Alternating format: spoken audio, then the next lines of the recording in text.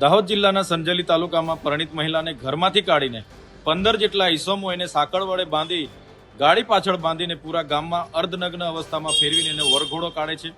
એ વાતને જાણીને ઘણું દુઃખ થયું છે. આ ઘટનાને અમે સખત શબ્દોમાં વખોડી કાઢીએ છીએ.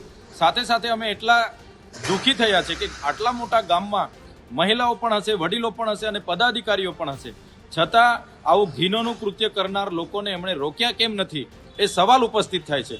ગુજરાતમાં કાયદો અને વ્યવસ્થા ખાડે ગઈ છે. આપણે મહિલા સલામતીની વાતો કરીએ છીએ, પણ રોજબરોજના પેપરોમાં જોઈએ છીએ, આવા વિડીયોમાં જોઈએ છીએ, ન્યૂઝમાં જોઈએ છીએ, ત્યારે આપણી મા બેટીઓ સલામત નથી અને આવી તાલિબાની સજાની પણ આપણી મા બેટીઓ ભોગ બને છે. ત્યારે ખૂબ જ દુઃખ થઈ છે.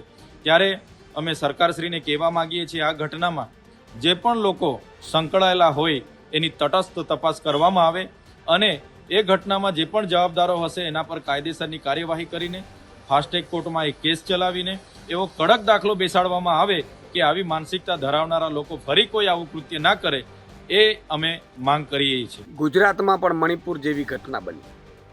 ગુજરાતના દાહોદના સંજેલીમાં એક મહિલાને અર્ધનગ્ન હાલતમાં એનું સરઘસ કાઢવામાં. કઈ હદે ગુજરાતની કાનૂન વ્યવસ્થા થઈ ગઈ છે. મણિપુરની એક ઘટના આપણે સૌને ખબર છે, જેણે દેશ દુનિયામાં ચકચાર મચાવી કે નગ્ન હાલતમાં મહિલાની પરેડ કાઢવામાં આવી. એ જ રીતે ગુજરાતમાં પણ નગ્ન હાલતમાં મહિલાની પરેડ કાઢવામાં. મુખ્યમંત્રી શ્રી, ગૃહમંત્રી શ્રી, આપણે શું કરી રહ્યા છીએ?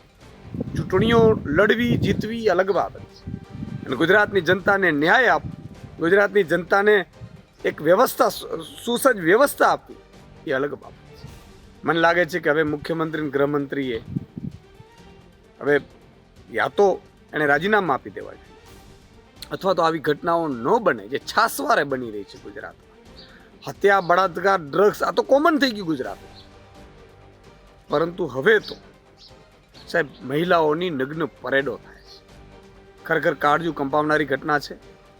મુખ્યમંત્રી અને ગૃહમંત્રીને મારી વિનંતી છે કે કાં તો યોગ્ય કાર્યવાહી થવી જોઈએ, તમે આની જવાબદારી લો, અથવા તમે રાજીનામું આપો.